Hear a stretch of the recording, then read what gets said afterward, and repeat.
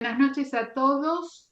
Les doy la bienvenida a la primera reunión plenaria del año.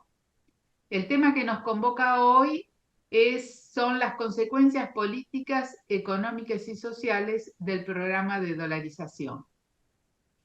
Y hemos invitado para conversar sobre este tema a Miguel Kigel y Alejandro Katterberg. Los expositores tendrán entre 15 y 20 minutos para hacer su presentación y luego pasaremos a las preguntas y o comentarios de los socios. Miguel Kigel es licenciado en Economía por la Universidad de Buenos Aires y PhD en Economía por la Columbia University. Fue profesor en la Universidad de Maryland, en la Georgetown University y en el SEMA. Actualmente desarrolla tareas docentes y de investigación en la Maestría en Finanzas de la Universidad de Itela y es asesor académico de FIEL. Ha llevado a cabo actividades de investigación y publicado artículos y libros sobre diferentes temáticas económicas. Su último libro es Las crisis económicas argentinas, una historia de ajustes y desajustes, escrito en colaboración con Sebastián Kigel. Alejandro Katterberg se ha graduado en Economía en la Universidad de Itela, en la que también ha cursado estudios de finanzas. Tiene una maestría en métodos cuantitativos aplicados a las ciencias sociales por la Universidad de Columbia.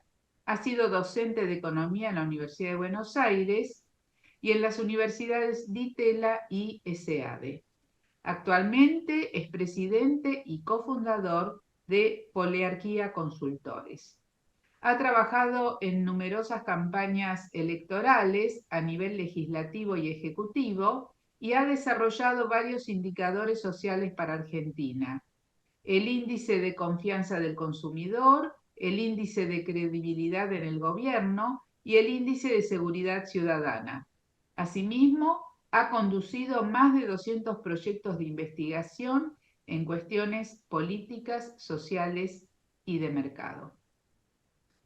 Bueno, hechas las presentaciones de rigor, le doy la palabra a Miguel Kigel. Tiene que tener esa capacidad de ajustarse a los cambios necesarios en los precios relativos.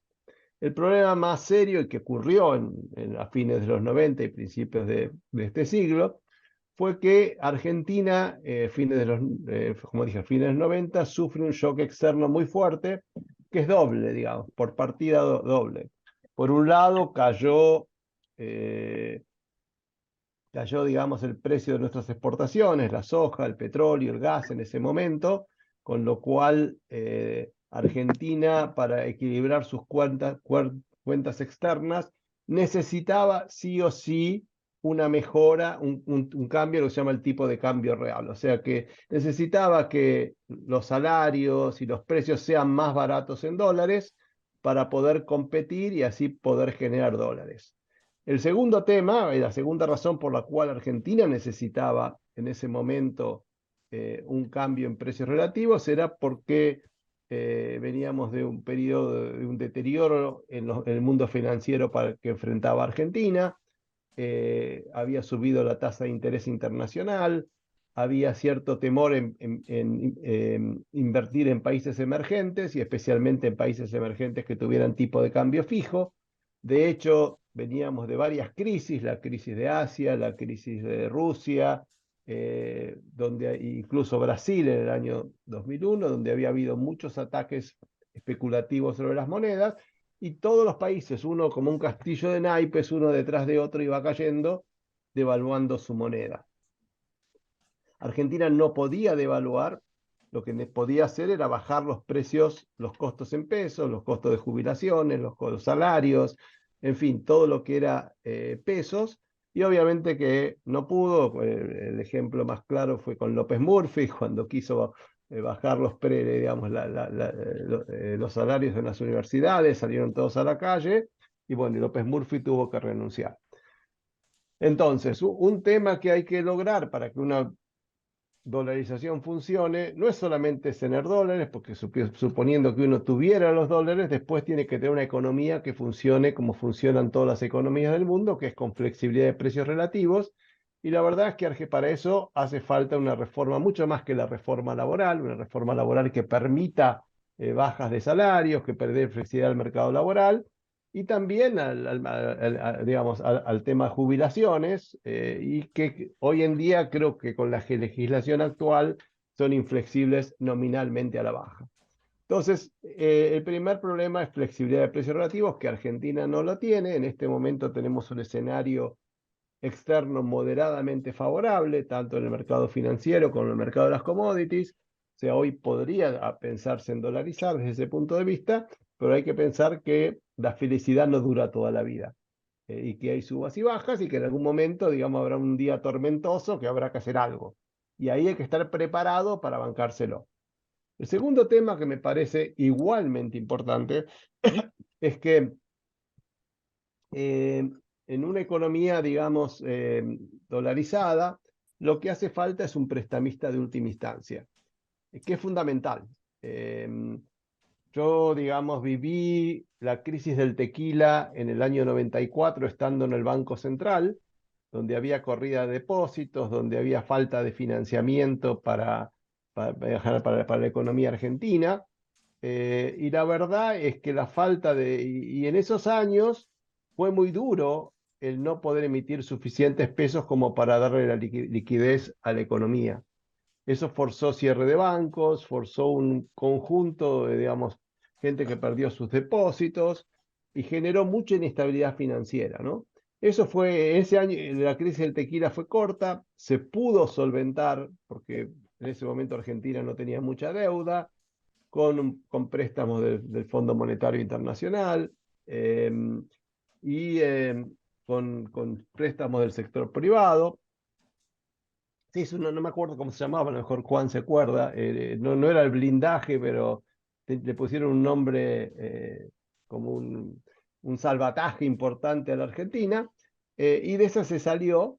eh, pero cuando vino la crisis de 2001 no se pudo, digamos, no había prestamista de última instancia. Al no haber prestamista de última instancia, cuando vino la crisis hubo que poner primero el corralito, después el corralón, y terminamos en lo que fue la crisis de 2001, ¿no es cierto? Entonces, yo creo que estos dos factores son importantes, son los fundamentales, en mi opinión, lo que hace que una dolarización necesite de una flexibilidad enorme en la economía, desde en términos de precios relativos, y necesita de alguna forma generar mecanismos para tener un prestamista de última instancia, que no son fáciles de conseguir, porque eso implica plata.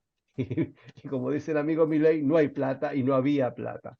Un tercer elemento que por ahí que me parece menos fundamental, pero igual pero que es importante también, es el hecho de que en una economía dolarizada, el Banco Central pierde la capacidad de usar el señoreaje, o sea, la capacidad de emitir. Obviamente que eh, de alguna forma lo que quiere es que, no, que el gobierno no tenga déficit, para eso se dolariza, se usó la convertibilidad, pero en un país que no tiene suficientes recursos fiscales, como es el caso de Argentina, que tiene una carga tributaria muy alta, en una economía con una inflación moderada del 10%, por ejemplo, que podría tener Argentina en algún momento, eso implica un señoreaje o por lo menos 1% del producto.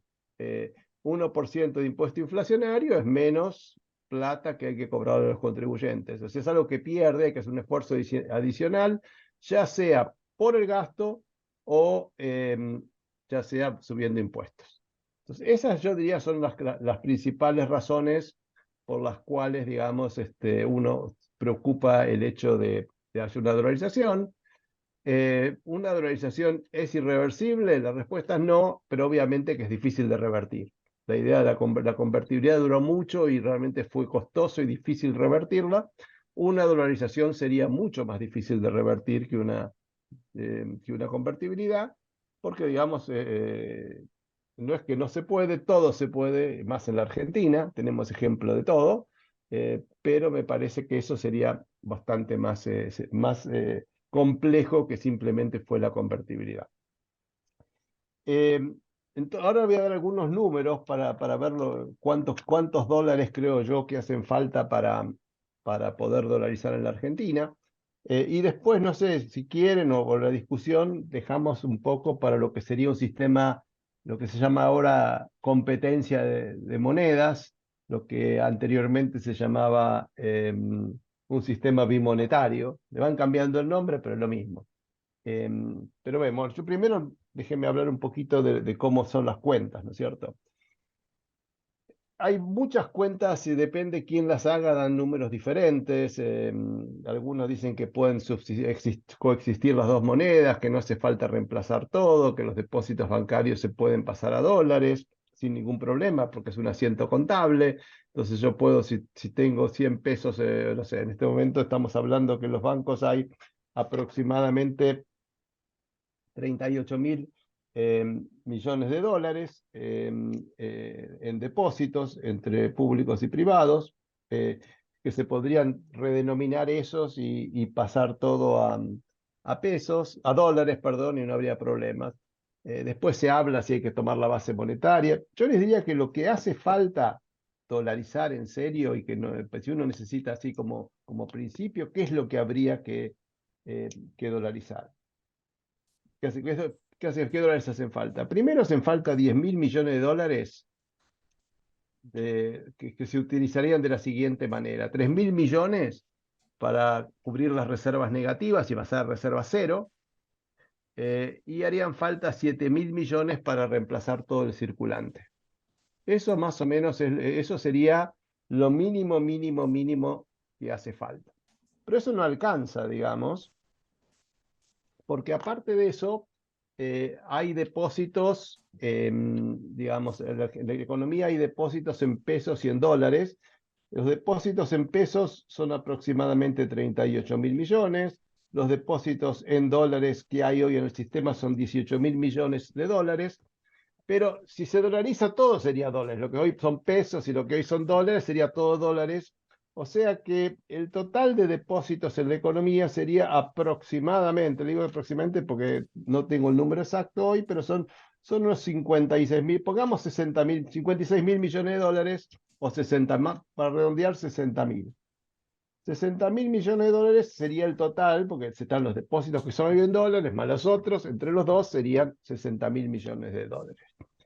¿Hace falta algún tipo de encaje sobre eso? Y sí, hacen falta dólares sobre eso, porque hace falta algún tipo de encaje en caso que la gente quiera sacar la plata. Dado que el Banco Central no puede emitir dólares, se recomienda que el encaje sobre depósitos en dólares, sobre esa masa nueva, tendría que ser más alta de lo que es hoy.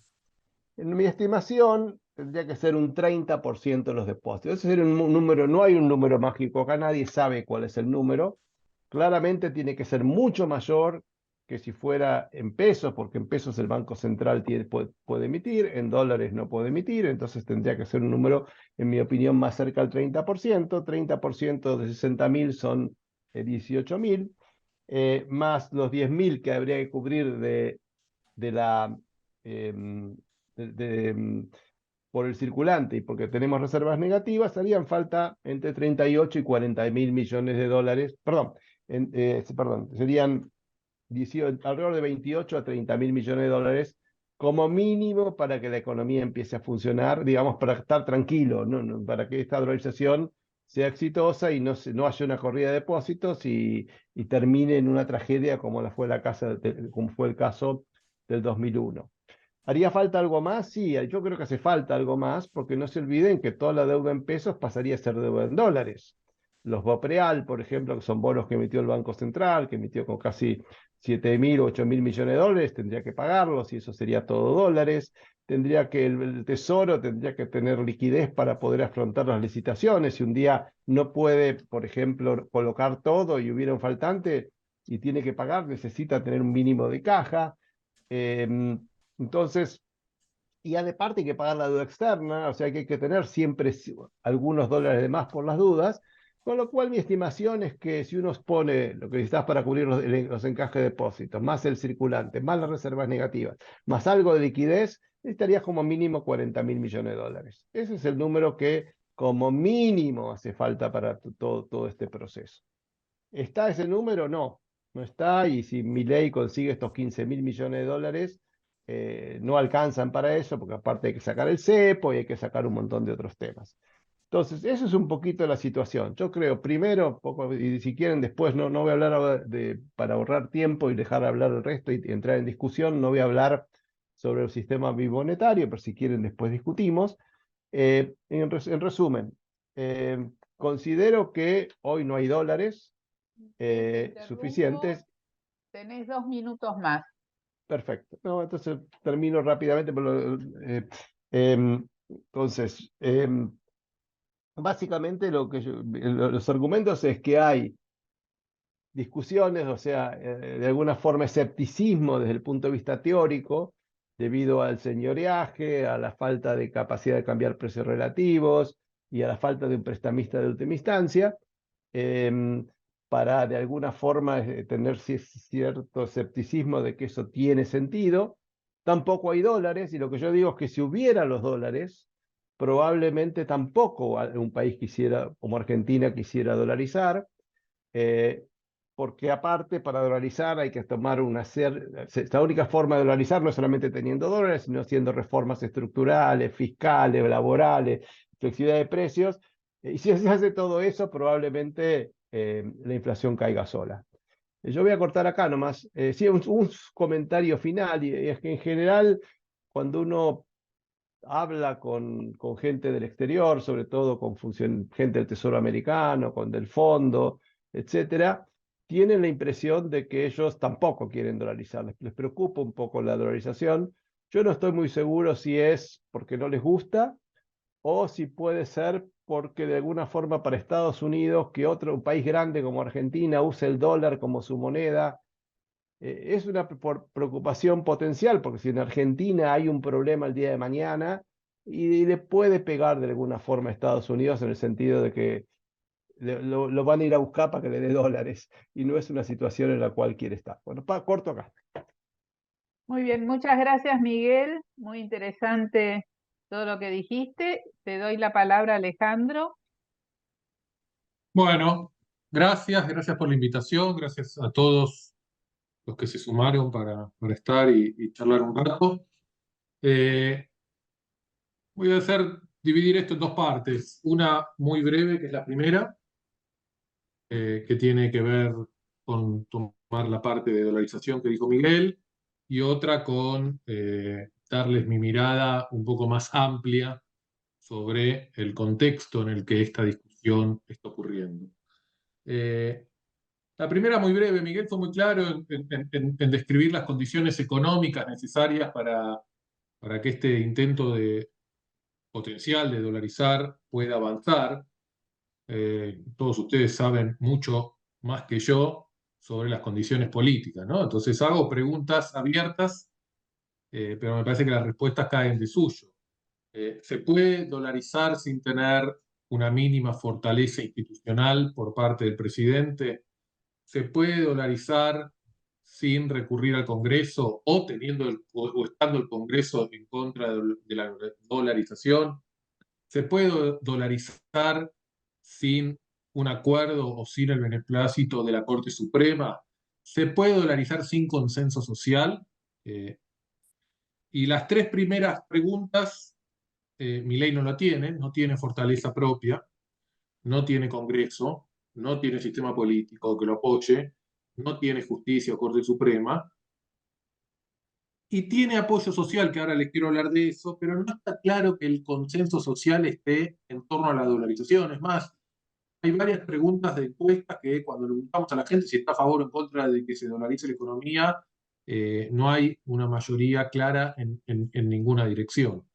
Y yo les diría, cuanto más baje la inflación, la demanda por la dolarización va a ir bajando, ¿no? Milei gana la elección con tres ejes discursivos. Uno es el encontrar el culpable de todos los males, que es la casta. Otro es la promesa de bajar la inflación, que es la dolarización. Y el tercero es el eje de la libertad, que es muy efectivo, sobre todo en los más jóvenes, y además en los más jóvenes después de la pandemia, ¿no? Que sufrieron por primera vez en su vida algo parecido a no tener libertad. Pero, insisto, la promesa electoral de Milei no es dolarizar. La promesa electoral de Milei es bajar la inflación. Y mientras Milei logre bajar la inflación, nadie le va a pasar a venir a reclamar que no cumplió con su promesa. Creo que por ahí la demanda de dolarización o la intención de dolarización está más en el interior del propio Milei. Y ahí yo tomo dos cuestiones que serían de implicancia importante. Una la dijo Milei, ¿no? Miguel, no Miguel. Perdón, Miguel. La dijo Miguel, que es la difícil reversión de una dolarización, ¿no? Y la segunda es que una dolarización claramente rompe con el continuo de la política, ¿no? Marca un antes y un después en términos de relato de la situación social, política y económica de la Argentina, si Milei hace esa dolarización. Y creo que muchos de los argumentos que Miguel describió, en tanto y en cuanto limitar algunas de las capacidades financieras del Estado, están dentro de el diagnóstico que el presidente tiene. Así que, insisto, me parece, después de escuchar las condiciones económicas que Miguel plantea y de ver que me parecieran que no están las condiciones políticas para avanzar, no tengo en claro cuánto el presidente puede lograr imponer la dolarización si así lo desea.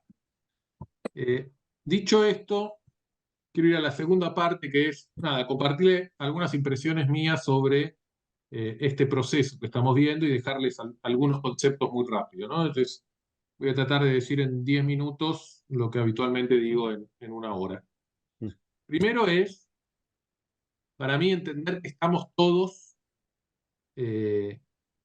todavía sacudiéndonos con las ondas expansivas del terremoto ocurrido el año pasado en términos políticos y electorales, ¿no? Y ocurrió algo que es totalmente atípico y hubo un terremoto que cambió la foto de la política y gran parte del mapa del poder de la Argentina, y me parece que todavía los principales actores de poder del país están tratando de entender qué pasó y hacia dónde vamos, ¿no? Y tratando de adaptarse a esa nueva realidad.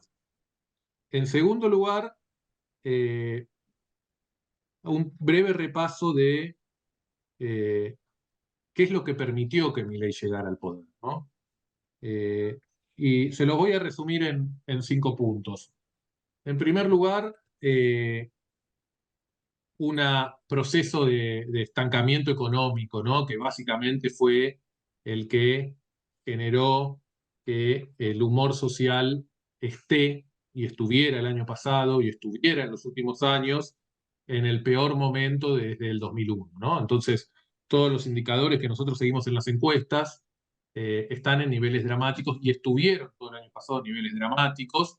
Y esto quiere decir cómo evalúan el país, cómo evalúan su propia situación familiar, expectativas, confianza en el sistema, confianza en la democracia, confianza en las instituciones. De hecho, hay un dato, Eduardo, mi socio Fidanza, hizo hace poco una investigación con Sobato y la gente de IDEA, en donde muestra que el 50% de los pobres del país están de acuerdo con que haya un régimen autoritario en vez de un régimen democrático, si eso facilitara las condiciones económicas de las familias, ¿no? Entonces, una crisis económica que aumentó pobreza, no creó empleo, rompió oportunidades, todas las consecuencias de la crisis económica en más de una década, el impacto de esa crisis económica en la opinión pública, que claramente le lo transmitió en una sociedad que básicamente tiene bronca y frustración acumulada, que de hecho se ve todavía en muchos votantes y se va a seguir viendo, ¿no? Cuando los corresponsales, ¿cómo se llama? Van a la gente a la calle a entrevistarlo y le dicen, bueno, pero con Milei ahora la inflación subió. La gente dice, tiene tanta bronca con el sistema político que mientras lo vea Milei castigando a la casta, eso los satisface.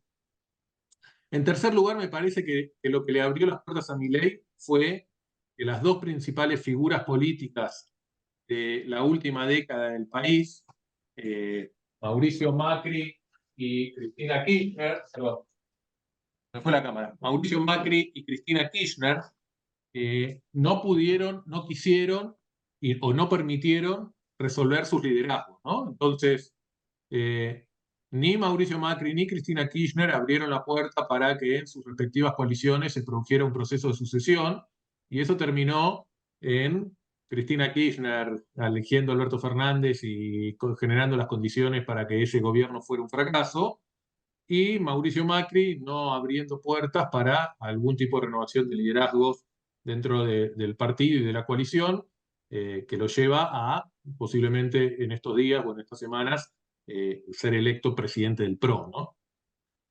Cuarto, obviamente, el desastroso gobierno del peronismo. Quinto, los infinitos errores de Cambiemos, que tenían la elección, a mi entender, bastante accesible.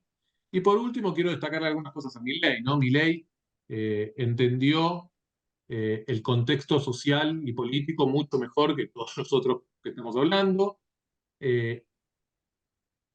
Desarrolló o compensó la absoluta falta de financiamiento y de estructura con una agenda mediática muy intensiva que no abandona, y no creo que vaya a abandonar nunca. Esto es show business, esto es catch hecho en política, ¿no? Esto es la técnica del trampismo expresada en la política, y se trata de todo el tiempo redoblar la apuesta, todo el tiempo llamar la atención, todo el tiempo estar en el centro del debate, todo el tiempo ser políticamente incorrecto. No importa si es para algo bueno o malo, que hablen bien o mal de vos, nunca abandonar el centro del ring. Pero eso le permitió desarrollar una base de sustentación intensa, importante, y con un buen manejo de las viejas medios y los nuevos medios, llegar al poder. Punto 2. Como les decía, el terremoto electoral y político es de mucho alcance y está generando consecuencias importantes que estamos viendo. Uno, se rompió la lógica de gobernar peronismo-antiperonismo o kirchnerismo-antikirchnerismo, estando el kirchnerismo en el poder o estando Macri en el poder. Y eso está abriendo la puerta a cosas muy interesantes, como que empiece a haber coaliciones regionales de gobernadores independientemente de qué partido son, ¿no? Y eso lo empezamos a ver. O que la dinámica de discusión política pasa a ser gobierno central contra provincias. Después, como consecuencia del terremoto electoral, se quebró la alianza no peronista más exitosa que hayamos tenido. No quiero dar muchos los datos, pero ninguna vez algún partido o coalición política no peronista, desde que existe el peronismo, tuvo los éxitos electorales que tuvo Cambiemos / Juntos por el Cambio. La profunda cantidad de territorio que perdió el peronismo. El peronismo hoy ya gobierna la minoría de las provincias, no la mayoría de las provincias. Que se haya armado una nueva liga de gobernadores no peronistas es un hecho inaudito, que, como leyeron el otro día en los diarios, los gobernadores no peronistas van por la conquista del CFI, es un hecho inaudito. Decir que hoy esa liga de gobernadores no peronistas tiene los mismos intereses y objetivos que la liga de gobernadores peronistas, pero ahí hay claramente un cambio, ¿no?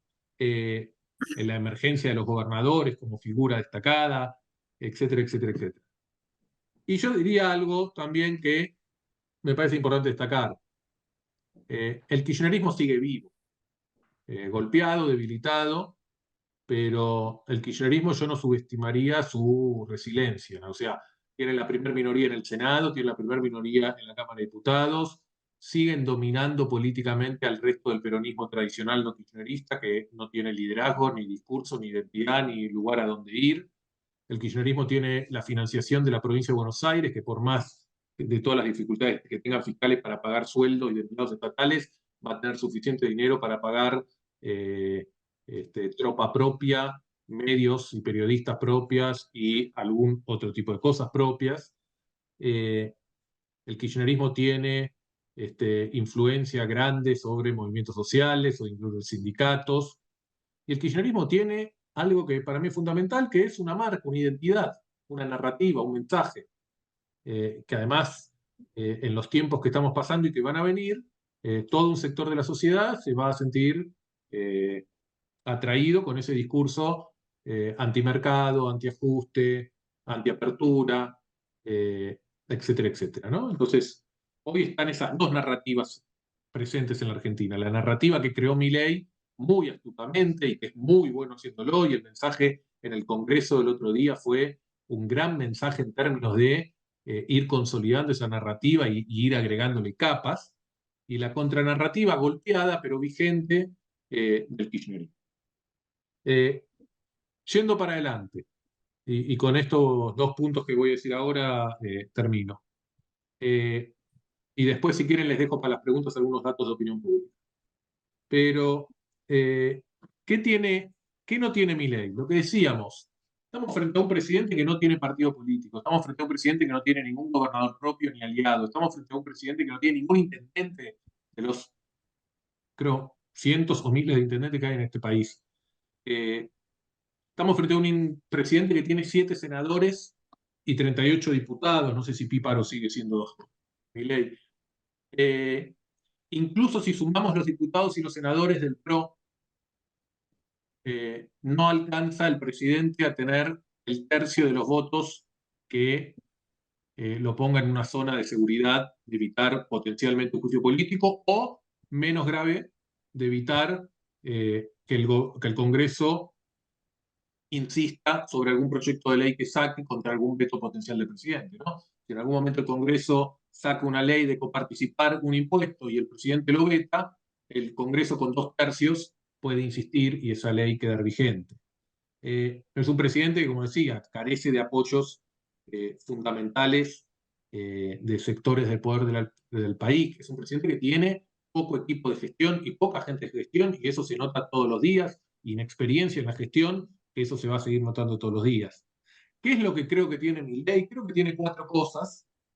Creo que es presidente en un país muy presidencialista, ¿no? Entonces, con lo casi nada que tiene, siendo presidente en Argentina, y lo hemos visto en estos tiempos, le alcanza para poder hacer muchas cosas.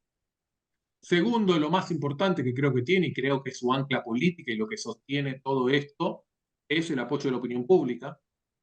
Y el apoyo de la opinión pública en estas semanas se está sosteniendo a pesar de la inflación y el nivel de ajuste y caída de ingresos en términos reales y freno de la actividad. Y tiene alrededor de él 60% de la gente que lo sostiene en distintos tipos de preguntas que uno puede hacer. Tercero, creo que Milei tiene poco que perder, ¿no? Y mucha gente dice eso, pero yo creo que es cierto, ¿no? Que tiene poco de perder en términos políticos, en términos personales. Creo que juega todo o nada. Creo que tiene una mezcla, no sé si de valentía o inconsciencia, ¿no? Valentía para mí la defino como alguien que conoce las probabilidades y decide avanzar, mientras que inconsciente para mí es alguien que no conoce las probabilidades y decide avanzar, ¿no? Entonces, no me queda claro si es valentía o inconsciencia, pero algo de eso hay.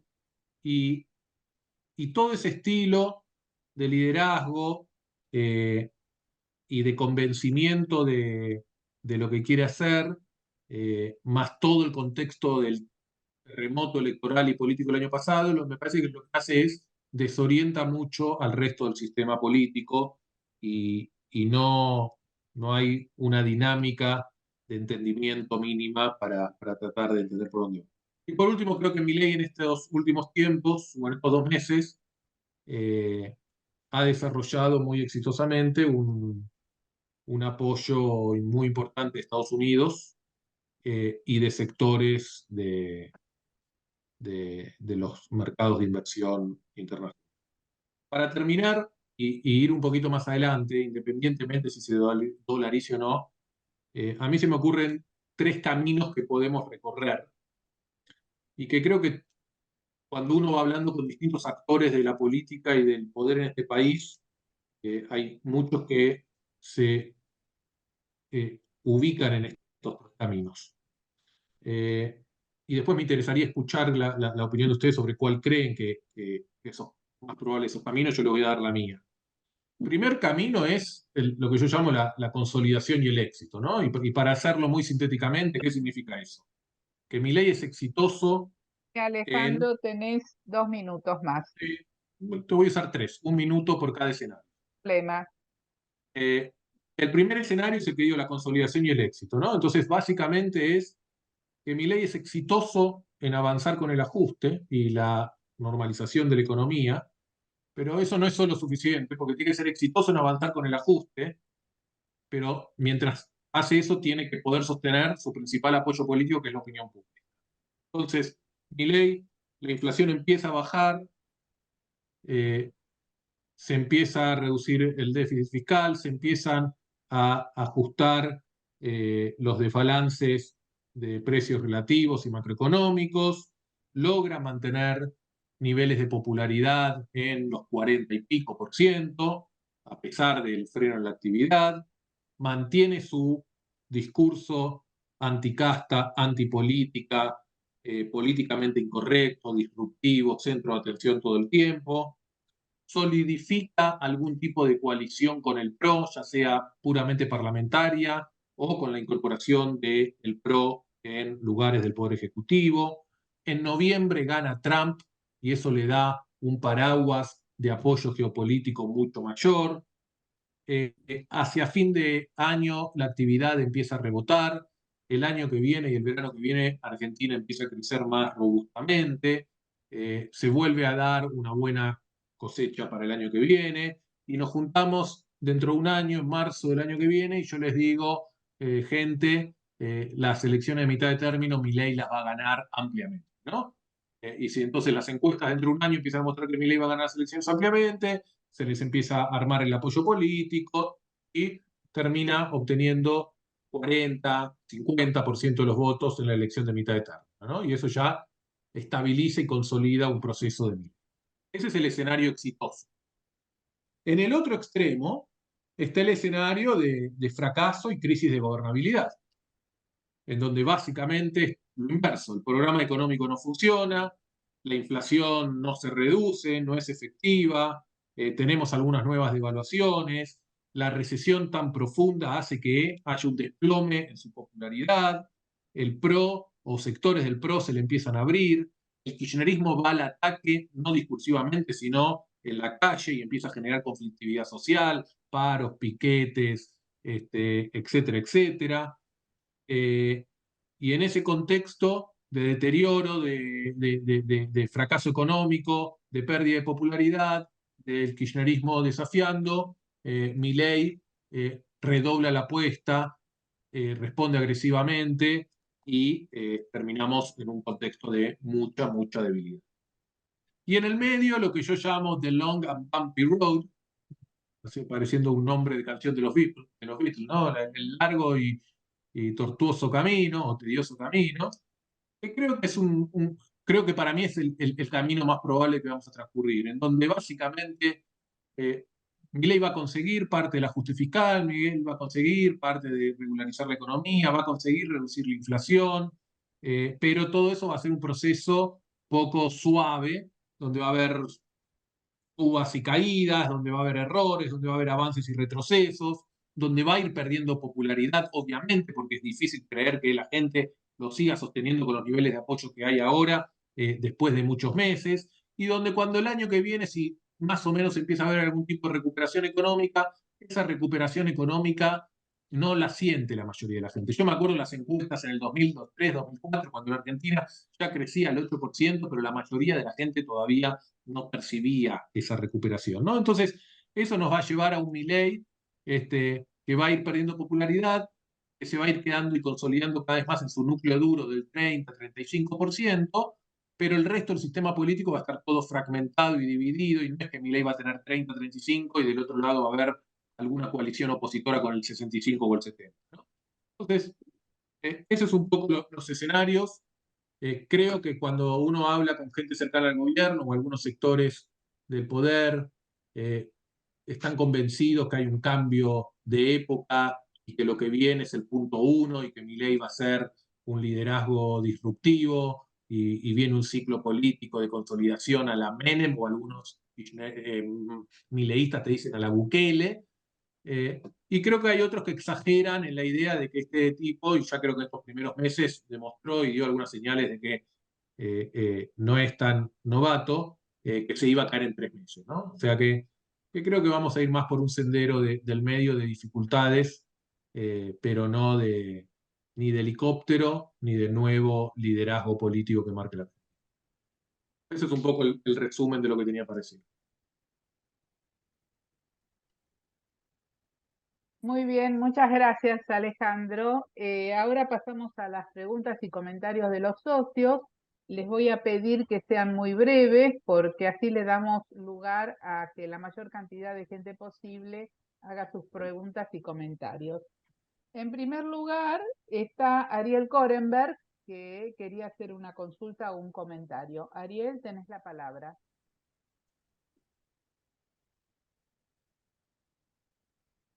Activar audio. Hola, ¿qué tal? ¿Se escucha bien?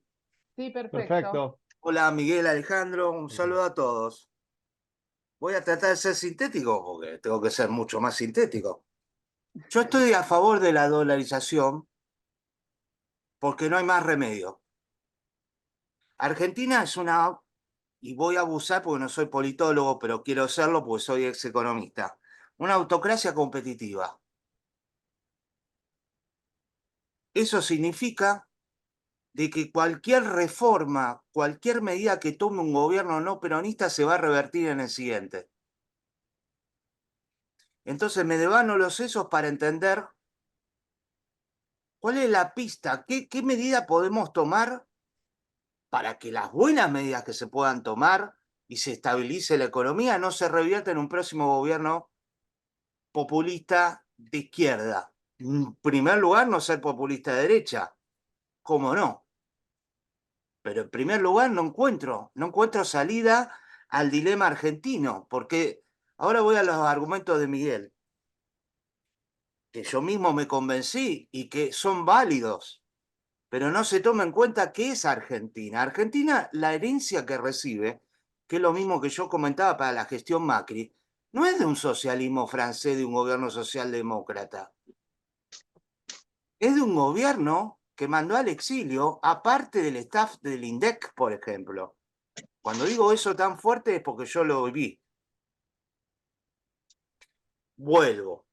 ¿Cuál es la posibilidad en este momento de que Milei estabilice la economía? Pongamos 50% sin dolarizar. ¿Cuál es la posibilidad de que todo eso se revierta en un próximo gobierno ante el fracaso del gobierno de Milei? 99%. ¿Cuál es la medida económica que se puede tomar para que la gente sienta que baja la inflación rápidamente y el gobierno ya en 1 año y medio tenga buenas perspectivas electorales? La única que encuentro es la dolarización formal, porque informalmente ya estamos dolarizados. No encuentro otra. No veo otra. Argentina no tiene prestamista de última instancia, con dolarización y sin dolarización. De haber tenido el prestamista de última instancia, llamado Banco Central, en la crisis de la convertibilidad hubiéramos caído en una hiperinflación.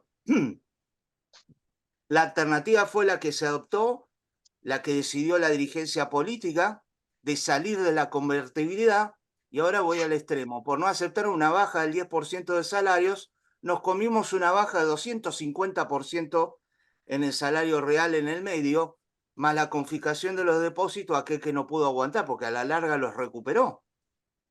Entonces, hay un montón de cosas para hablar, pero yo pregunto, si no se baja la inflación rápidamente, ¿de qué reforma vamos a hablar?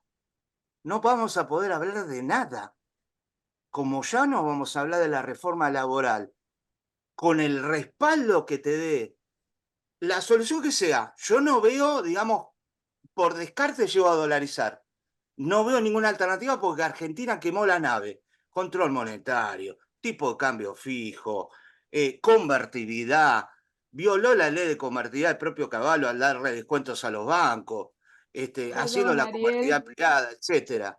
te voy a ¿Cuál es la interrumpir. alternativa de hacer la reforma laboral Ariel, o perdón. las privatizaciones, y ahí cierro, sin que la inflación baje rápidamente? Lo único que quiere la gente es que la inflación baje rápidamente y ganar salario en dólares. No veo el argumento por el cual en este despelote que tenemos en Argentina, fíjense ustedes que Milei Ariel, perdóname, ¿me lamentablemente escuchás? acaba de fracasar en las privatizaciones.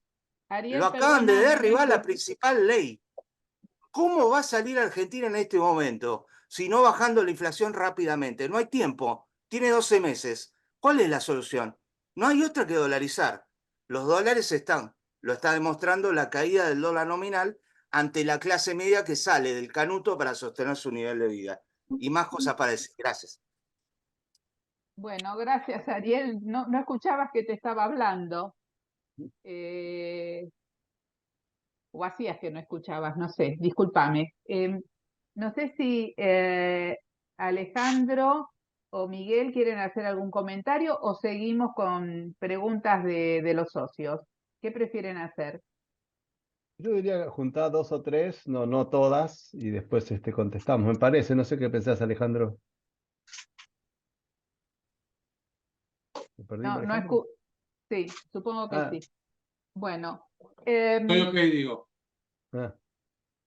Ricardo Gerardi ahora, por favor, en realidad los comentarios tienen que ser sumamente breves y las preguntas, por favor, también, porque si no, hay mucha gente que quiere comentar o preguntar y se queda sin tiempo. Adelante, Ricardo Gerardi, por favor. Sí, gracias. Muy buenas las dos exposiciones. Felicitaciones y muchas gracias. Dos preguntas. La primera para Miguel y la segunda para Miguel y Alejandro. En la entrevista que fue la semana pasada le hizo Trebuca a Milei, planteó el tema de la competencia de monedas que dijo Miguel que iba a hablar algo al final. Planteó dos etapas. Primera etapa, competencia de monedas entre el dólar y el peso. Segunda, competencia de monedas sin el peso, dólar sin el peso. Entonces, la pregunta para Miguel es, ¿qué opinas del primer escenario que entiendo que podría ser en el momento de cerrar el cepo, de sacar el cepo? ¿Qué opinas del escenario? ¿Qué cuestiones a favor y en contra vos le ves? La segunda pregunta tiene que ver con el segundo camino que planteó Alejandro. Martín Rodríguez Yebra, en un último artículo en el Diario de la Nación, dice que si Milei para el mes de junio no obtiene buenos resultados en la bajada de la inflación, o se le cuajeringa el programa económico, aprieta el botón nuclear de la dolarización.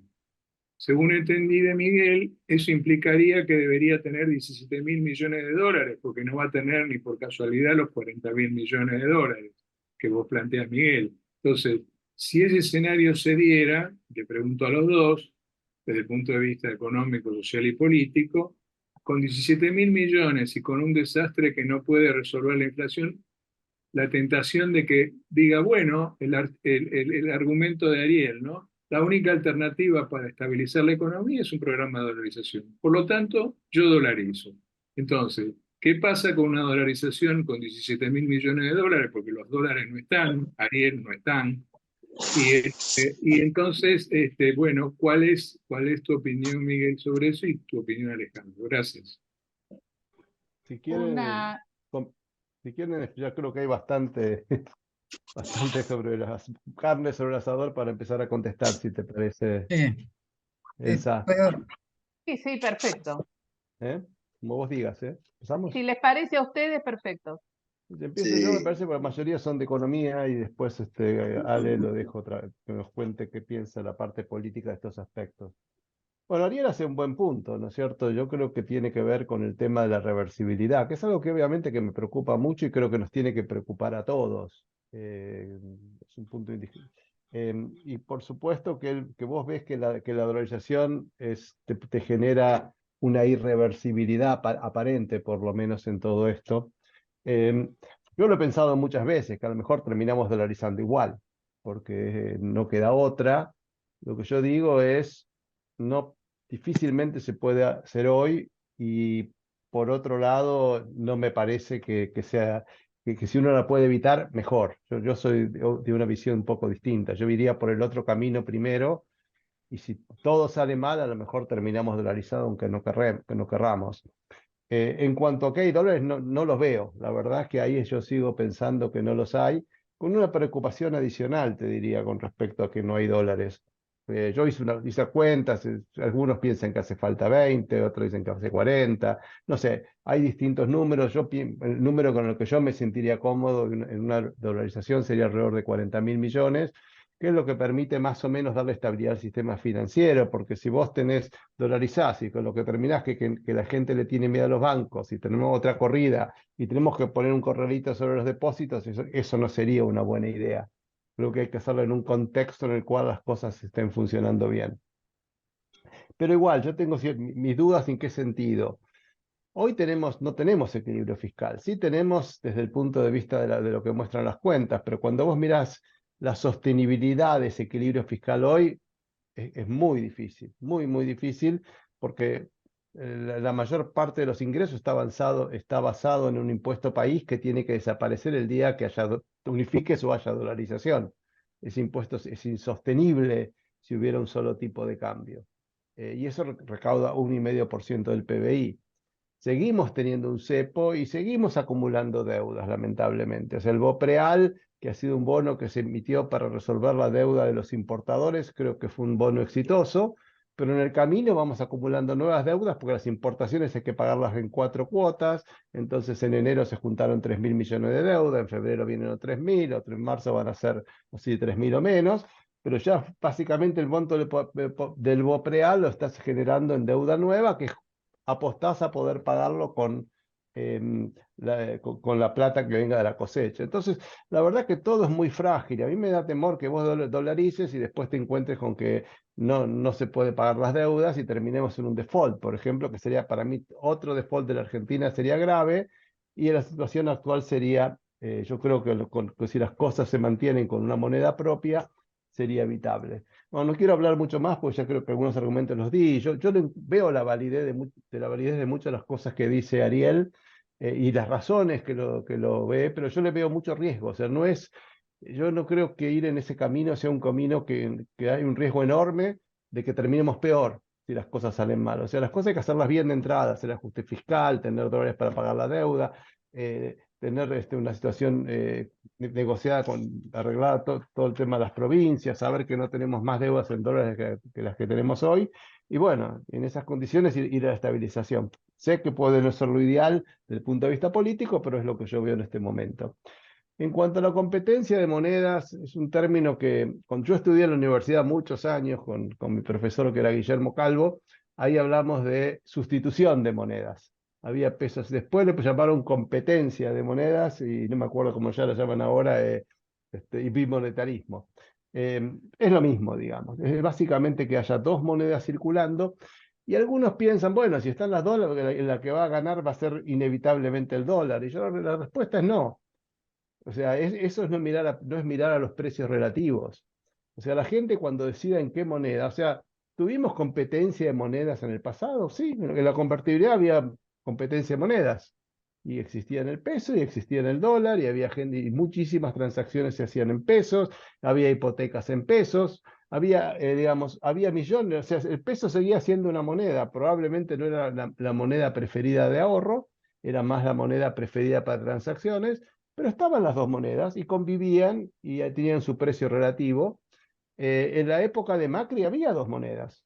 O sea, estaba el dólar y estaba el peso y el dólar se usaba, había depósitos en dólares, la gente lo mandaba afuera, podía dolarizar todo si quería, pero no se dolarizó porque el peso seguía siendo la moneda preferida para transacciones. Entonces ya tuvimos competencia de monedas. ¿Y qué es lo que lleva a que se elija una u otra? Una es la comodidad, de que sobre todo las transacciones chicas se hagan en pesos. Segundo, son regulaciones. El tema regulatorio es muy importante. Por ejemplo, los bancos, durante la época de Macri, creo que esas regulaciones siguen todavía vigentes, no le podían prestar dólares a alguien que gane en pesos. O alguien que, digamos, entonces, yo creo que mientras exista ese tipo de regulaciones y los salarios en su gran medida, tanto el sector público como el sector privado, se siguen pagando en pesos, y bueno, va a haber una tendencia natural a que existan las dos monedas, y la preferencia va a depender del precio. O sea, los dos precios que tenemos en el dinero son el tipo de cambio y la tasa de interés. Digamos, cuando uno piensa que el peso se va a fortalecer y que la tasa de interés es atractiva, la gente se queda en pesos, no se va a dólares. Lo que sí creo, o sea, yo creo que el segundo paso que mencionó creo fue Ricardo, de tener ahí pesos o dólares y otras monedas, no creo que estemos ni cerca de eso. O sea, eso es por la galería. La decisión importante es si es peso o dólar.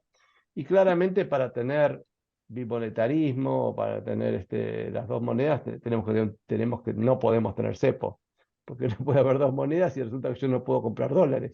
Creo que eso es ridículo. Y un tema importante que no se habla en general, pero lo dejo simplemente sobre la mesa para que lo pensemos, es que hay que definir si ese bimonetarismo va a ser con tipo de cambio fijo o con tipo de cambio flotante. No es lo mismo.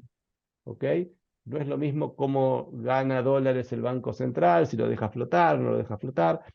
En fin, cosas para dejar para más adelante. Así que bueno, esas son mis reflexiones con respecto a las preguntas. Lo dejo a Alejandro. No, a ver, voy a hacer Miguel, gracias. Un comentario muy corto. Gracias Ariel y Ricardo por el comentario y la pregunta.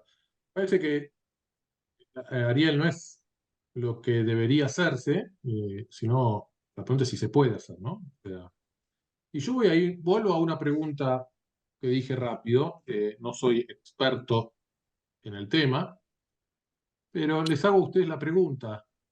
¿Se pueden cambiar los contratos sin una ley? Hay contratos en pesos entre los privados y hay contratos en pesos que el Estado argentino se comprometió a devolver. El Estado argentino, el gobierno puede cambiar los bonos argentinos emitidos en pesos por bonos en dólares. Tendría que hacer, no sé, Miguel, toda una emisión de moneda nueva para reemplazar la vieja. Se pueden cambiar contratos que hay. En la convertibilidad se especificaron, ahora los dolarizás. Sí, pero con una ley. Entonces, con yo a la lo que ley. voy es, ¿qué facultades tiene el presidente para eh, poder avanzar con una dolarización sin o evitando al Congreso de la Nación y evitando a la justicia federal y Corte Suprema? Entonces, si alguien me dice, alguno de ustedes me dice, sí, Alejandro, eso es totalmente plausible, legal y fácticamente, y el sistema político no tiene capacidad de bloquear, frenar, impedir una dolarización, y la justicia argentina, en la cual ya hay un miembro de la Corte Suprema que dio a entender más que explícitamente que la dolarización no es bien vista. Entonces la pregunta es factual, ¿se puede avanzar una dolarización si no hay un consenso del sistema político? Y hasta ahora el presidente no ha conseguido un consenso ni para nombrar su embajador en Estados Unidos. Estamos en ese proceso en donde tenemos que entender si Milei y el sistema político van a seguir jugando este chicken game y que van a terminar chocando sus autos, o que alguno de los dos va a frenar primero, o si se van a bajar de los autos y negociar y acordar algún tipo de reglas para el tiempo por venir. Pero a mí me cuesta creer que a menos que entremos en una hiperinflación y que eso cambia todo, eh, el sistema político argentino esté abierto a darle la dolarización a Milei, independientemente si la dolarización sirve o no sirve, buena o no es buena, es beneficiosa o no es beneficiosa, es lo mejor que puede pasar o es lo peor que puede pasar.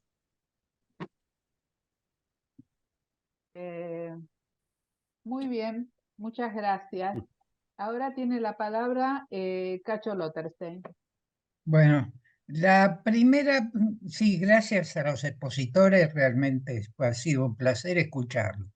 La primera pregunta es si piensan que tal cual pide el Fondo Monetario y pide cualquier persona de sentido común, se va a reimplantar el impuesto al income tax, lo quiero llamar por estuve buscando históricamente quién maldito puso impuesto a las ganancias, ese nombre terrible. Es decir, es la vergüenza y la aberración que fue haber suspendido ese impuesto, que el Fondo Monetario Internacional dice es el más progresista de todos de todos los impuestos, y el más lógico y el más sensato. Es decir, no se les cae la cara de vergüenza ahí de no reimponer este impuesto. A mí eso es lo que me tiene más deprimido de la Argentina. Y además uno lo ve a los del Fondo Monetario preguntando, lo vi a Lesser el otro día diciendo, ¿cómo es que en la Argentina se ha permitido una cosa así? Entonces, esa es la primera pregunta y la que yo quería hacer. Segundo, después es cierto, si se levanta el cepo y comienza la competencia de moneda, no va a jugar la ley de Gresham. No es que va a quedar el peso como elemento de transacción y nos vamos a quedar con el dólar. Yo por lo menos pienso quedarme con el dólar. Ahora, puede ser que cambie de opinión en aquel momento, pero creo que conmigo la ley de Gresham va a funcionar perfectamente, ¿no? Y tercero, una pregunta medio loca. Yo tuve durante mucho tiempo relaciones también, además de personales, comerciales con Israel. Y durante la década del 80, me acuerdo que jugábamos este mes quién gana en la inflación. Éramos los dos países con mayor inflación del mundo, pero un mes ganaban ellos, otro mes ganábamos nosotros, y estábamos peleando. Bueno, yo le digo, sí, este mes ustedes ganaron, pero tal cosa. Menachem Begin decía, sube el dólar y ¿qué hay? A la feria van con dólares, y todos los argentinos en Israel se volvían locos recordando a Perón. Bueno, hoy en día en Israel, ustedes saben que es el tema de no gastar. Es algo que no se discute. Lo peor que le podés decir a un gobierno teóricamente de derecha o de izquierda, que estos son muy gastadores. La discusión entre derecha e izquierda pasa por otra cosa completamente distinta. Yo en el año 2005 escribí algo que me cayó en mis manos el otro día, que yo creía que la Argentina había comprendido que que los presupuestos balanceados eran inevitables. Y Kirchner, ¿se acuerda que decía lo superaba y gemel? Pero es posible, creen ustedes también, le pregunto a Alejandro, ¿es posible que la Argentina internalice la idea que no se puede gastar, no se puede imprimir moneda, que no se puede gastar más de lo que ingresa? Nada más. ¿Otro comentario o pregunta o quieren comentar ustedes, Miguel, Alejandro? Otro más podemos juntar así, Bueno, si te parece. Julio López escribió un comentario acá en el chat. No sé, Julio, si lo querés decir vos o querés que lo lea. Bueno, lo voy a leer porque no me ha contestado. Julio López dice, la necesidad comunicacional del presidente de ponerse siempre en el spotlight podría ser contraproducente a mediano plazo. Pregunta, ¿no? Si puede ser contraproducente. La generación Z se distingue por la fugacidad de las tendencias. ¿Existe un punto de quiebre donde no importa lo que haga o diga el presidente, dejará de ser tendencia? Y Julio Dreisen. Julio.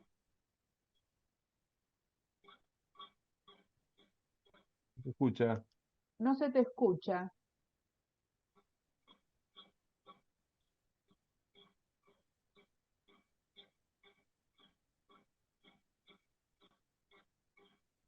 Julio, ¿estás? Porque yo te vi que estabas acá, no sé dónde. Julio, estás muteado, Julio. Julio, estás Julio. muteado. Ya está. ¿Qué tal, Elsa? ¿Cómo estás? Gracias. No, yo no escribí nada en el chat, pero de ser posible, me gustaría hacer una pregunta cuando se pueda. Ahora, es tu Bueno, turno. muchas gracias.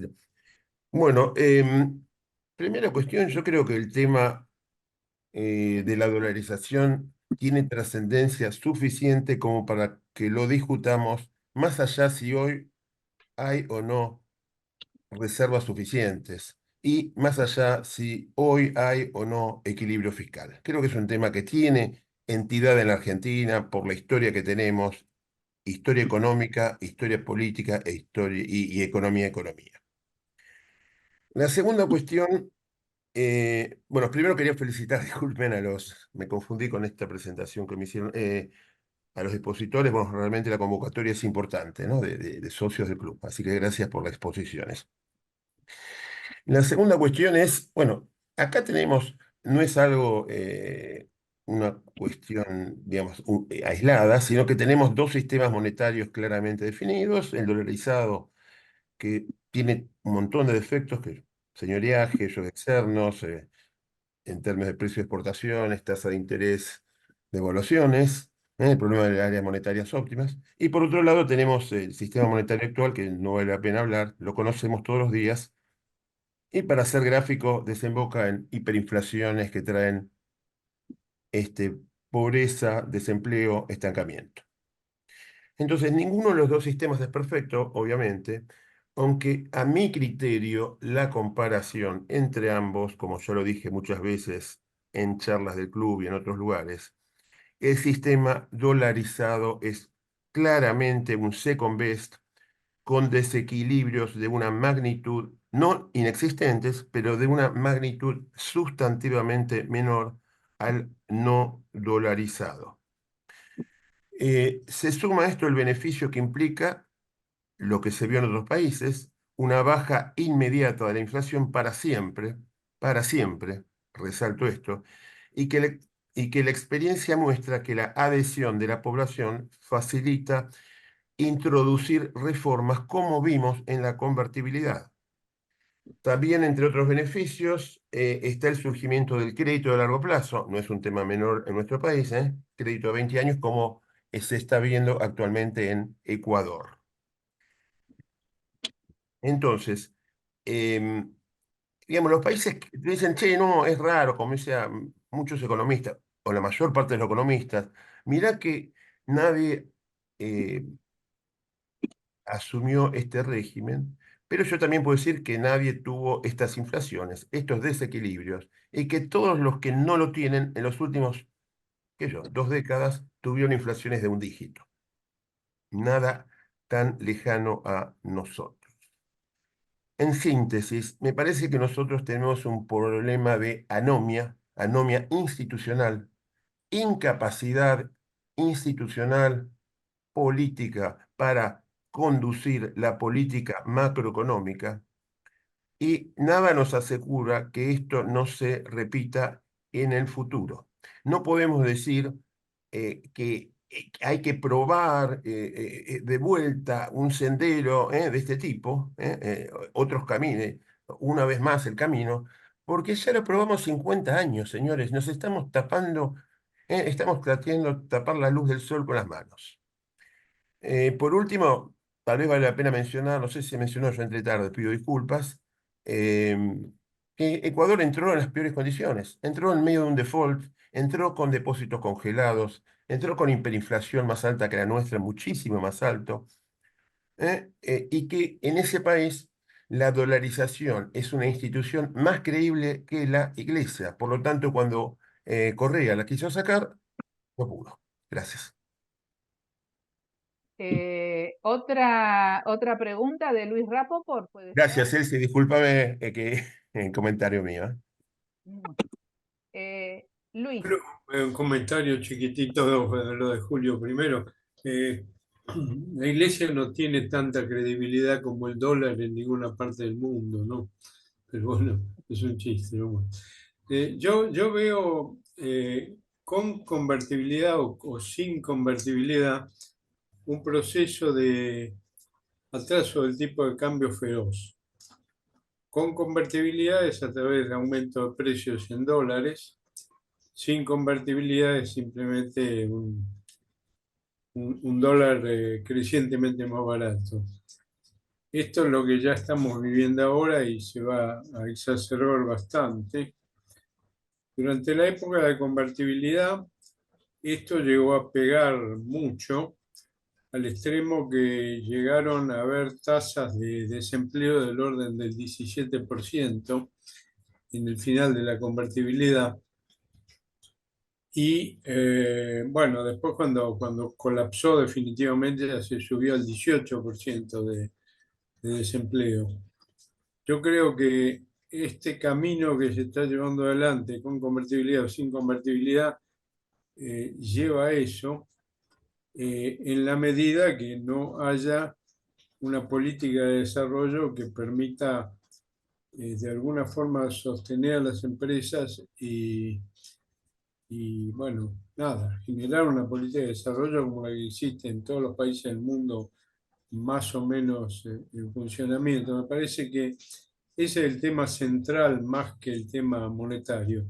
Sobre la imposibilidad de que se revierta la dolarización, yo lo siento mucho, es muy optimista, pero yo creo que el día de este fenómeno se vaya dando, va a haber cuasi monedas en todas las provincias y creo que así como por ley se puede dolarizar, por ley se puede desdolarizar.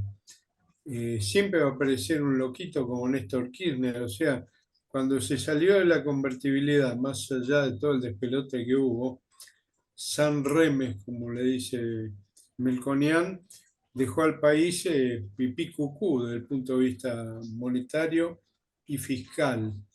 Y vino un loco que se llamó Néstor Kirchner, hizo lo que hizo y hizo una inflación deliberada, o sea, generó una inflación deliberada. Así que aparezca otro loco y desdolarice, me parece muy habitual.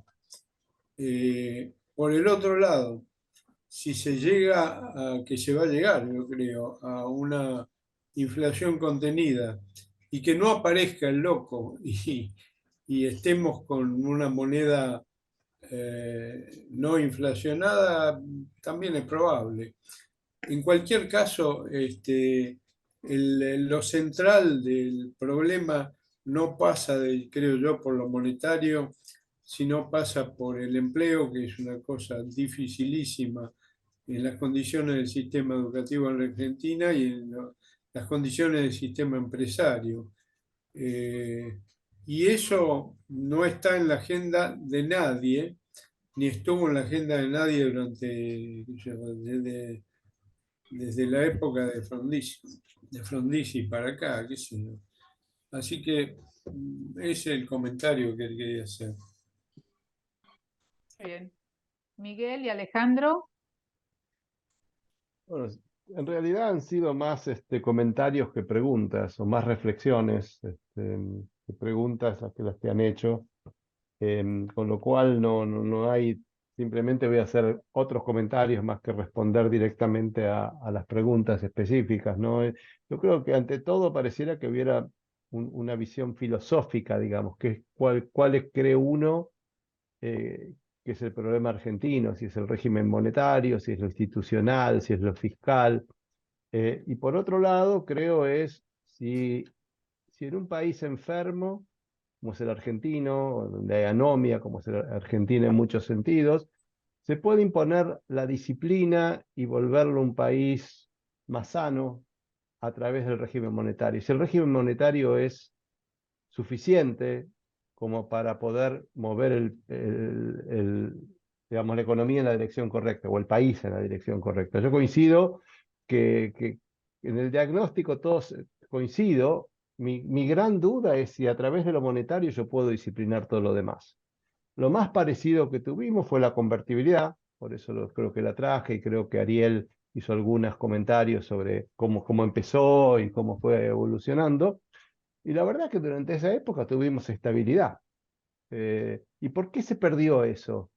Porque la convertibilidad en realidad había disciplina fiscal, no se podía emitir, había mínimamente un prestamista de última instancia, lo cual generaba menos inestabilidad financiera que de otra forma, y reventó. Digamos, cuando la cosa se puso fea, cuando vino el shock externo, no hubo forma de acomodar los salarios, las jubilaciones, el gasto público a una realidad que no se podía, no podía acomodarse de otra manera. O sea, lo que hacía falta era lo que está haciendo Milei, la licuadora, porque seamos sinceros, Milei está ajustando básicamente con la licuadora, mucho más que con la motosierra. La motosierra está, pero yo diría 85% del ajuste es licuadora y 15% es motosierra. Entonces, ¿cómo se hace para ajustar ante una situación de externa que se deteriora si uno no tiene eso? A ver, yo creo que el desafío que tenemos es un desafío enorme y acá la discusión es si el régimen monetario, independientemente que se pueda lograr o no, que yo creo que no se puede ahora en este momento con reservas negativas, con cepo, etcétera, creo que no se puede, pero si eso alcanza para poner el resto en su lugar. Y ahí tengo severas dudas de que se pueda. Un comentario, no sé cómo lo llaman, Israel, no sé cómo es Cacho, Chacho, no sé cómo lo Cacho. llaman, Cacho. Con respecto a Israel, primero la ley de Gresham, y obviamente que uno elige, y de hecho hoy está funcionando, la gente usa pesos para transacciones y dólares para ahorro, digamos, eso está funcionando así. Y seguramente seguirá funcionando y siempre ha funcionado durante casi todos estos, por lo menos desde la salida de convertibilidad ha sido de esa forma, pero Israel pudo estabilizar. Eso es algo interesante, ¿no? Pudo estabilizar en el año 85 con un programa muy fuerte que combinó un programa antiinflacionario, pero también de cambios estructurales muy importantes, de lucha contra los sindicatos, o sea, desmanteló la Histadrut, que es nuestra CGT, y bueno, así lo pudo lograr. Obviamente que también con mucho apoyo internacional, no sin apoyo internacional. Hay formas alternativas a la dolarización, yo creo. No es la única, no es el único camino. Para mí hay otros y no hay que descartarlos. Me parece que centrarse, yo creo que el hecho de que yo creo que en Argentina se probaron cosas y fracasaron todas, pero si uno mira la convertibilidad duró 10 años. Teníamos inflación internacional. La verdad es que durante mucho tiempo anduvo bien hasta que el mundo cambió y se nos tiró en contra. Y bueno, y ahí no funcionó más. Paro acá, Ariel. Ahí veo que Ariel sigue ahí diciendo que que tiene un prestamista de utilizancia. Sí, es cierto, lo tenía. Pero bueno. Adelante. Es cierto tu punto, no está bien, pero sí, ahí leo. A ver, dos comentarios muy rápidos. Uno sobre la generación Z y si es efímero el proceso de Milei o no. Sí, lo vi. Y creo que está por verse. A ver, yo creo que en el fondo dividiría en dos los niveles de apoyo a Milei. Si Milei es capaz o no de construir un núcleo duro de votantes como el kirchnerismo lo fue capaz y que le persiste. Y eso va a depender un poco de la consistencia de su discurso anticasta y de los resultados que pueda obtener y de la eficacia de sus capacidades comunicativas. Y creo que ahí existe posibilidad de que ese núcleo duro lo pueda tener. Creo que ese núcleo duro va a tener algún tipo de mutuación con respecto a sus votantes de la primaria. Yo el año pasado, ya en muchas charlas, mucho tiempo, creo que alguna vez, no me acuerdo cuándo fue la última que estuvimos reunidos, porque yo hablaba del votante Rappi, ¿no? Hace mucho tiempo para empezar a describir, al principio había un error sobre quiénes votaban a Milei, ¿no? Mucha gente pensaba que el votante Milei era un votante liberal, diría gente, confundían el votante de Milei con el votante López Murphy, para hacerlo simple, ¿no? Mientras que hay una base muy importante de voto popular de origen o de antecedentes peronistas en Milei. Tal vez eso se pierda frente a la frustración económica, si es que llega a haber una frustración económica y un fracaso, pero puede ser reemplazado por la absorción que va a ser del votante del PRO, seguramente Milei. Y después está el votante que se va a mover con la economía, como siempre, ¿no? Con la billetera. Entonces, si no hay respuestas económicas, hoy todavía la mayoría de la gente dice que a Milei hay que darle tiempo, que necesita tiempo para resolver los problemas. La mayoría de la gente dice que el problema de la economía que hay es por culpa de Alberto Fernández, que el problema en Rosario y en Santa Fe que hay con el crimen es por culpa de los que tuvieron antes. Ahora, a medida que pasa el tiempo, si no hay soluciones, eso se va a ir desgastando. Con respecto al comentario de, ¿cómo es Chacho Lotterstein? Cacho. Chacho, bueno, yo recomiendo, a ver, estoy 100% de acuerdo. Yo escribí uno de los articulitos que más rebotaron de los que escribí, es uno que se llama el costo político de pagar impuestos sin saberlo, que está en La Nación, que básicamente donde planteo es una tesis de, más allá de los costos económicos que tienen los malos impuestos, cuáles son los costos políticos de que la dirigencia política de este país se encarga de esconder el cobro de impuestos, ¿no? Entonces se dedican a crear ficticiamente una idea de que nadie paga y que ellos reparten, ¿no? Como un poco respuesta, ahí está María, la veo, a lo que María en los 80 con mi padre desarrollaron esta idea de la cultura política argentina, en donde convivían por un lado el estatismo de la gente, pero por otro lado un profundo individualismo de la gente, ¿no? Entonces, para mí el nexo perdido entre ese individualismo feroz del argentino y su visión estatista de que venga papá Estado, mamá Estado y haga todo, para mí el nexo perdido es que no hay cultura tributaria, ¿no? La gente no se da cuenta, no sabe, no entiende que está financiando el Estado, ¿no? Entonces, como no es la de ellos, o no se dan cuenta que es la de ellos, medio que son laissez-faire en que los políticos roben o que los políticos repartan, pero que cuando le tocan el bolsillo o sienten que le tocan el bolsillo, ahí cambia profundamente. Entonces, Chacho, ahí hay dos artículos que escribí en La Nación que tienen que ver sobre eso. Muchas gracias, Alejandro y Miguel. Le voy a dar la palabra a quienes no han intervenido todavía y después habrá una segunda vuelta si es que hay tiempo. Horacio Moabro, por favor. Gracias, buenas noches. En primer lugar, agradecer y felicitar a los dos expositores que nos han mostrado diversas facetas del tema. Yo no voy a hacer referencia a cuestiones financieras, que realmente no corresponde ante la calidad que hemos escuchado, sino a otra faceta que me parece que dolarizar es un reconocimiento, es una humillación nacional. Es el reconocimiento de un país que no es capaz de tener su propia moneda, que no es capaz de ajustar sus gastos a los recursos. Me recuerda a un ludópata que se anota para que no lo dejen entrar al casino, porque no es capaz él mismo de no entrar al casino, o un muchacho que se va a vivir solo y después vuelve a la casa de los padres porque no puede sostenerse. Bueno, una humillación de esa que es muy difícil curar o cicatrizar.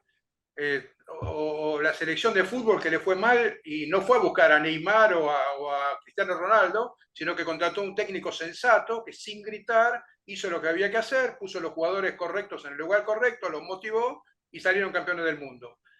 Salvando la distancia, la política y la economía no es un deporte, no hay goles, no es tan objetiva o tan de ida y vuelta, pero hay muchas cosas que se pueden hacer.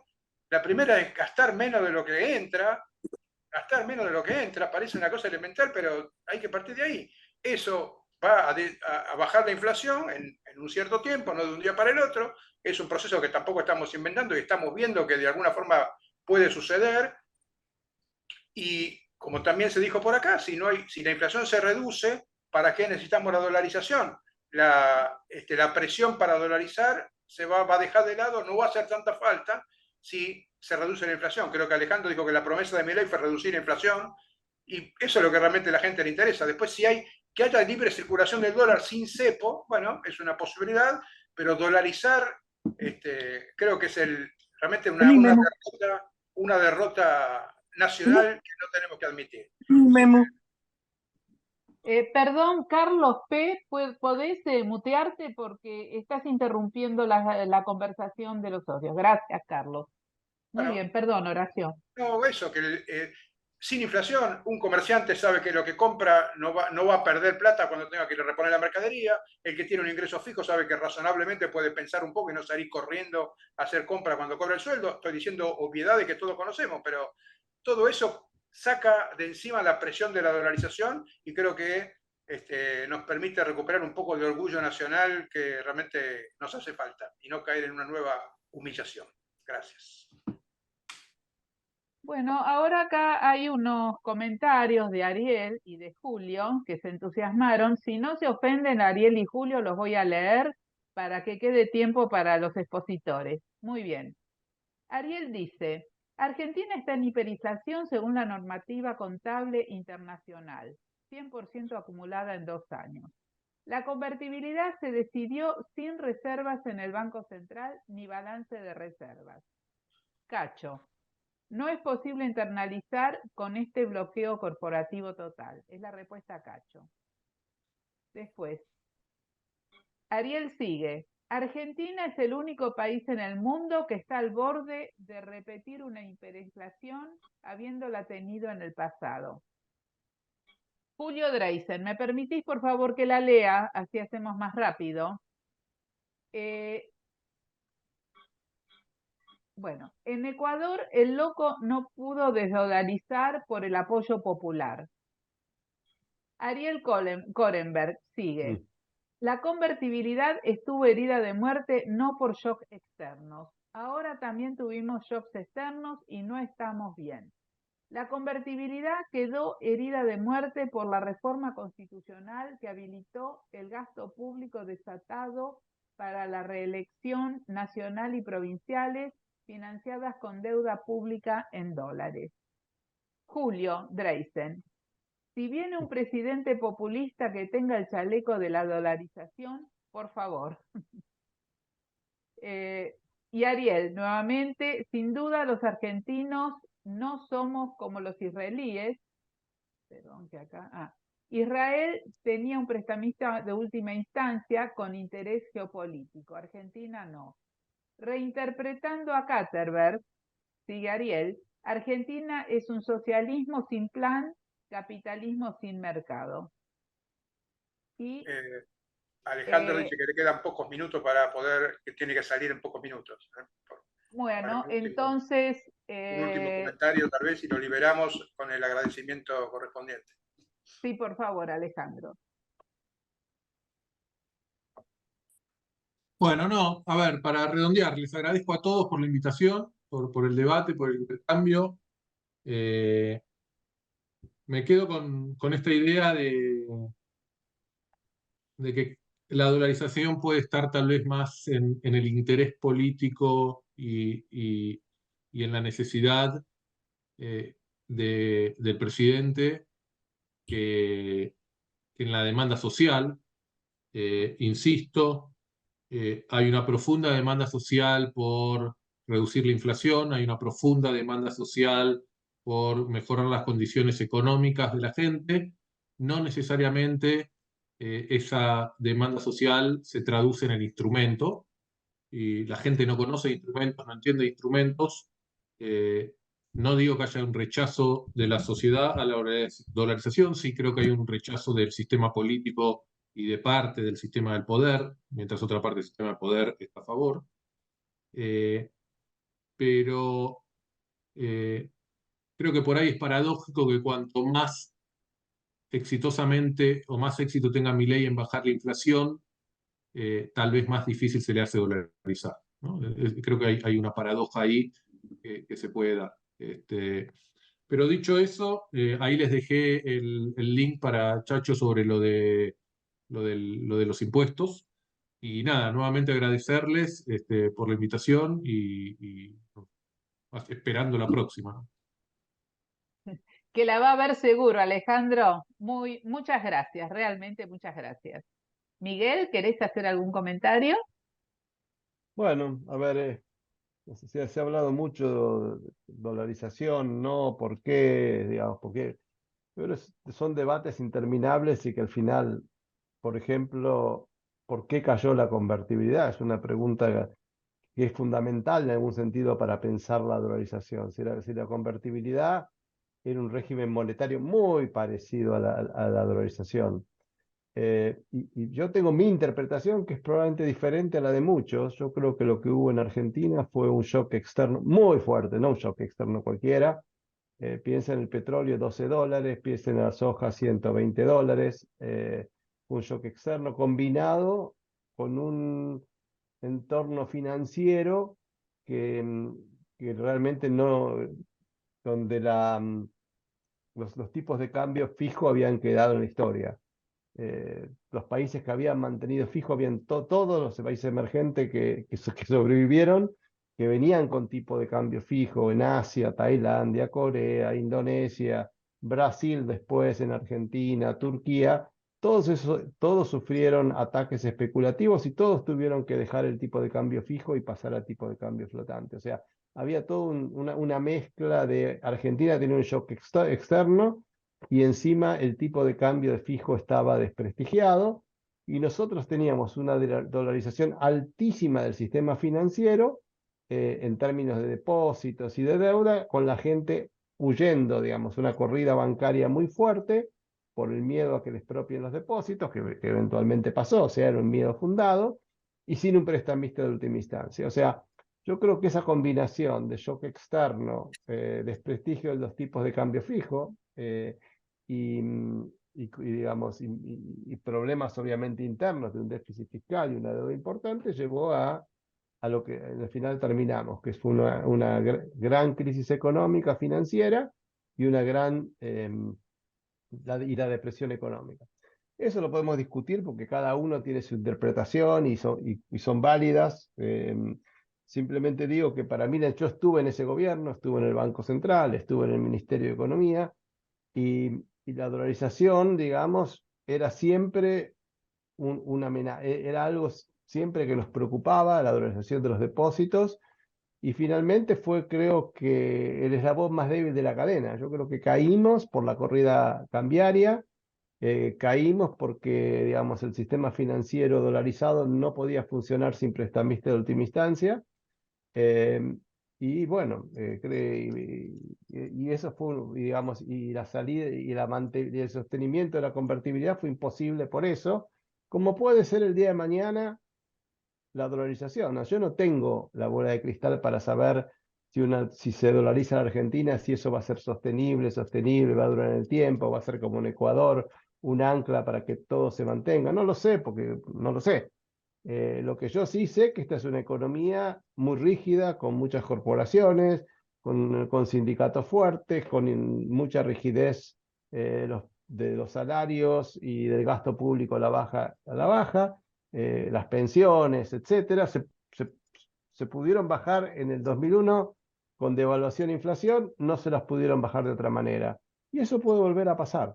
Entonces yo prefiero tener un régimen que sea más sostenible en el largo plazo. Me parece más sano y pelearla desde la posición que esté cada uno para que haya equilibrio fiscal, para que, digamos, podamos tener un plan de estabilización como lo como lo tuvo Brasil, como lo tuvo Israel, como lo tuvo en su momento México, que funcionaron, y no hacer otro experimento como Argentina siempre es el país de los experimentos.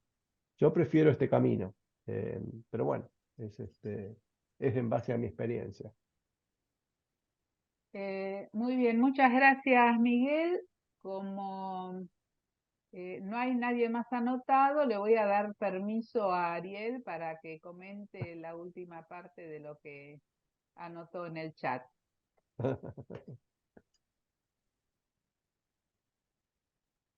Soy muy borrágico y apasionado, así que Elsa, cortame.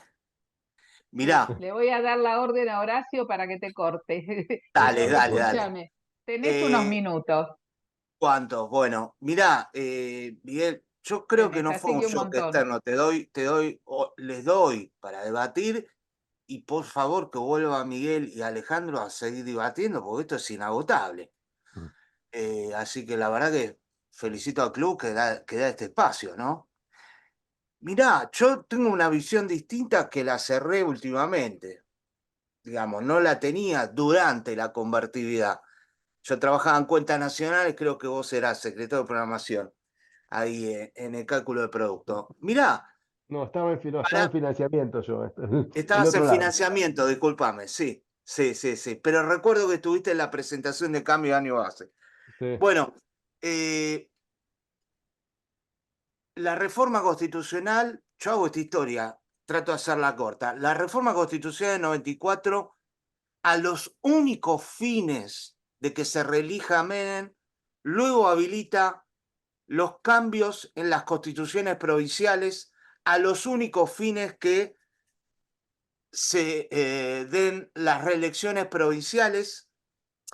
No es lo único, pero lo resumo así. Eso generó una carrera de aumento de gasto público en dólares, obviamente, que fue financiado con deuda pública. Y ahí está el punto que me encerró últimamente, no hace mucho, estudiando un poco para atrás.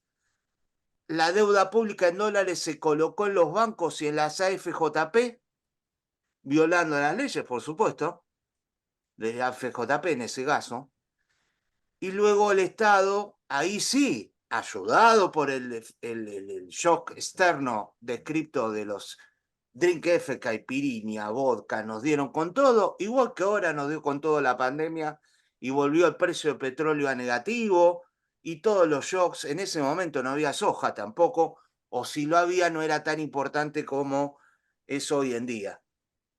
Lo que quiero decir es que el shock externo ayudó a que el Estado luego se quede sin recursos porque bajó los ingresos fiscales provistos por el sector privado productivo, y entonces tenía que seguirse endeudando y se cerró el mercado de capitales. Esos shocks externos significan cierre de mercado de capitales. No es que no existieron, no es que los niego. Digo, disparó una situación de insostenibilidad del sector público. Todos los planes de estabilización en Argentina, que en realidad corto en el 83 para adelante, hubo dos nada más, Plan Austral y Convertibilidad, fracasaron por la parte fiscal. Y bueno, había que pagar la deuda pública en dólares. ¿Y quiénes eran los acreedores? Fíjate que ni siquiera hablo de acreedores internacionales. Los argentinos, que habían depositado en los bancos y que se querían jubilar. Nos expropiaron los ahorros obligatorios para jubilarnos de las FJP mucho tiempo después, pero en realidad antes colocándonos deuda pública en dólares forzadamente con llamadas que hacía Domingo y luego los ministros posteriores. Y también quebrando, bueno, eso es más secundario, el sector seguros, el señor Alberto Fernández sabe de qué hablo, y también a los bancos, como ahora. No tenemos banco, tenemos una banca transaccional. Todos los depósitos de los argentinos están prestados al Tesoro o a títulos de Banco Central. No veo la diferencia. Estamos en Perdóname, la misma Ariel. situación. Ariel, Cerré. escúchame. No, ¿cerraste ya? Bueno, porque le quería dar la última palabra a nuestro invitado, Miguel Por Kilian. supuesto. Por eso cierro acá. Bueno, ante Y tengo todo, cosas la para verdad decir, es pero para mí no fue shock externo. Ese shock externo que describe Miguel lo recibió toda América Latina. Y lo recibieron los países sudeste asiáticos. Pero la anomia, como nombró Julio, que tiene Argentina de no cumplir la ley porque se dictan leyes de alquileres que no se pueden cumplir, la tenemos nosotros solos. En eso no hay más remedio que decir que somos excepcionales. Gracias. Bueno, ante todo quiero reiterar mi agradecimiento por la invitación a charlar con ustedes hoy, a la pasión que le pone Ariel a la discusión, y en alguna medida Julio, un amigo de hace muchos años, que le ponen a todo este tema, así que ha sido realmente lindo estar con ustedes. Con Ariel la voy a seguir afuera, porque acá no vamos a poder terminar, ¿no? No, No en no, un partido de boxe, tomando un café. Pero en la esquina dijo eso, ¿no? torta, café con torta. Café con torta, así que con mucho gusto, será un placer. Pero no, muchas gracias. Creo que tenemos visiones un poco distintas. Yo creo que sí, que es cierto que todos tuvieron shocks externos, como lo que tuvo Argentina. Lo que pasa es que Argentina le pegó mucho más en la parte financiera, por razones que podemos discutir. Creo que éramos mucho más vulnerables en la parte financiera por la dolarización y por otros temas. Cuando hubo el ajuste, realmente nos pegó muy duro a nosotros, mucho más que al resto, porque los otros pudieron cambiar dentro del régimen y de alguna forma zafaron más fácil, porque aparte tenían su propia moneda. Pero bueno, no lo vamos a dirimir acá toda esta discusión. Realmente fue un placer estar con ustedes. Espero que hayan disfrutado toda nuestra discusión tanto como yo. Y será hasta la próxima, si quieren. Muchísimas gracias, Miguel. Fue realmente una delicia. Perdón, Carlos. Los Carlos portan mal hoy. Por favor, ¿te podés mutear, Carlos?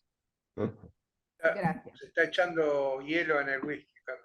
Se puso nervioso y se fue a preparar un whisky. Miguel, muchísimas gracias. La charla fue interesantísima. Fue muy importante que estuvieran tanto vos como Alejandro acá. Realmente fue una delicia escucharlos. Muchas gracias. Y muchas gracias a Ariel y a los demás que hicieron aportes a la discusión. Y bueno, estando próximos a cerrar el evento, no sé si le voy a dar la palabra a Ricardo Mazorín, que como presidente, si quiere hacer algún comentario, le agradeceríamos su opinión. Estás muteado, Ricardo.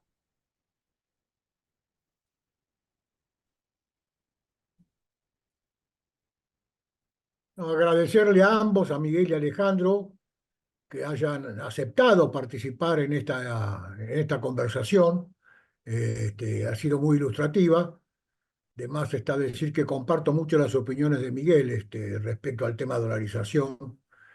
Y también es interesante los escenarios que planteó Alejandro, a los cuales no asignó ninguna probabilidad, pero bueno, son escenarios sobre los cuales podremos en el futuro conversar. Así que mi agradecimiento a ambos y decirles que eventualmente lo volveremos a invitar para una próxima reunión más adelante para conversar, no sé si sobre este tema o sobre la marcha o el rumbo general de la economía argentina. Gracias por todo, Miguel y Alejandro, que no está, pero después lo saludo por WhatsApp. Muchas gracias. Buenas noches. Muchísimas gracias a todos y bueno, nos desmuteamos y aplaudimos a todos. Muy bien. Bueno, Muchísimas gracias y hasta la próxima reunión. hasta la próxima. Gracias.